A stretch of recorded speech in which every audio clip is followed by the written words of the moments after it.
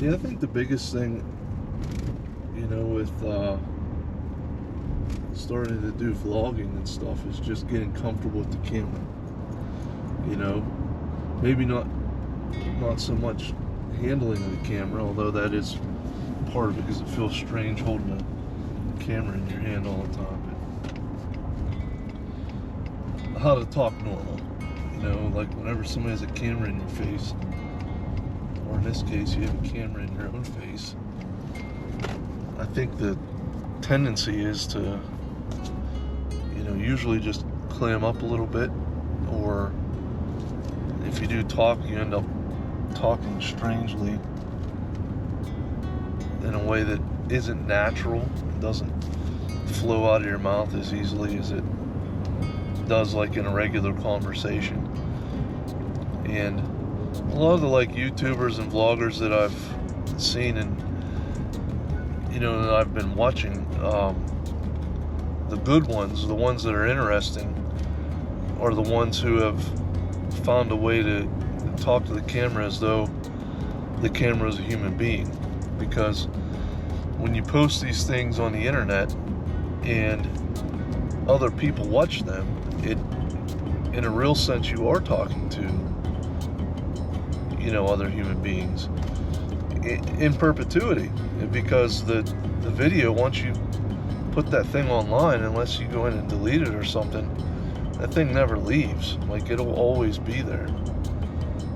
And I heard, I watched an interview one time with Elon Musk, and he was talking about this issue of eternal life, and he was mentioning how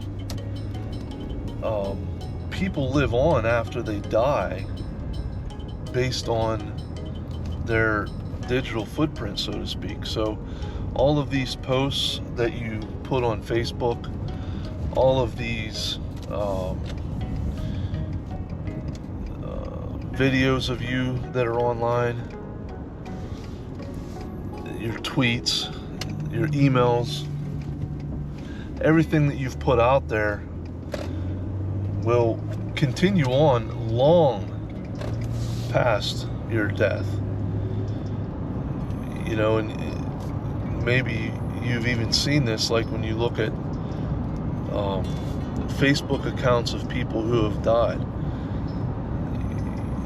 And it seems like every year people post to those accounts, so you might not necessarily be scrolling through and looking at that dead person's account, but you're getting tagged in it, or else it's showing up on your feed where all these other people say, happy birthday, Dad, I really miss you, and stuff, and they're putting that on their account. Now, obviously, they're not adding things, to that account after they die, but it's an interesting concept that you as a person, your thoughts, your ambitions, your ideas, your creativity, the things that you've made, live on well past your death. In a lot of ways, it's, the internet has provided a way for us to,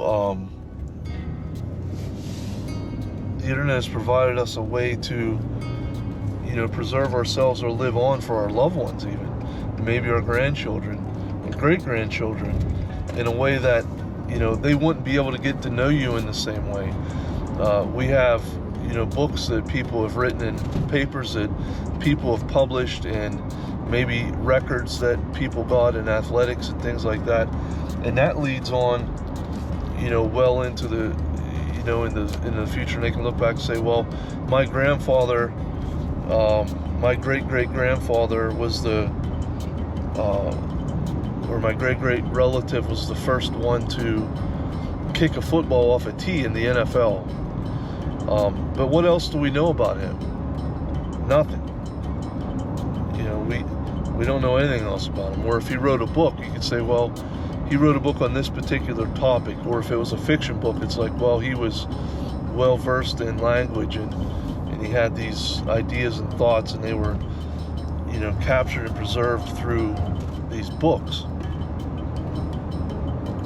But how much more so if you have, videos like the one that I'm making right now, for example, and let's say that someday this video ends up on the internet, and then after I die, not only can my daughter go in and and look at this and say, oh well, this is my dad, this is how he talked, this is some of the things that he thought about, but she could also show it to her children. Maybe her children could say, hey, this was your great-great-grandfather, this is what he looked like, this is how he talked, this was the sound of his voice, these are the kind of words that he used, this is the things that he was thinking about, etc. So anyways, that's my little rant for this topic. And I guess in a lot of ways too, the more I think about it, it makes it more interesting to actually preserve a channel or a YouTube channel or a Rumble channel, or to put these types of videos up on Facebook in your timeline and share them with people, even if nobody watches them, or even if the people that do watch them only watch them for a couple of seconds. The point is, it's preserved, and it's preserved in a way that somebody may find useful, at some point. And if nothing else, 20 years from now, you can look back at your own videos and kind of compare where you are now as a person, and how you've evolved in your faith and your maturity, and in your thoughts and how you think about things. So I don't know. It's the latest thing. We might get bored with it quickly and be a complete waste of money, dropping $700 on a camera and microphone and batteries and memory cards and a little stick that you can use to hold the camera with. But we'll see. We've made it out of Butler and we're back on 422. Talk to you later.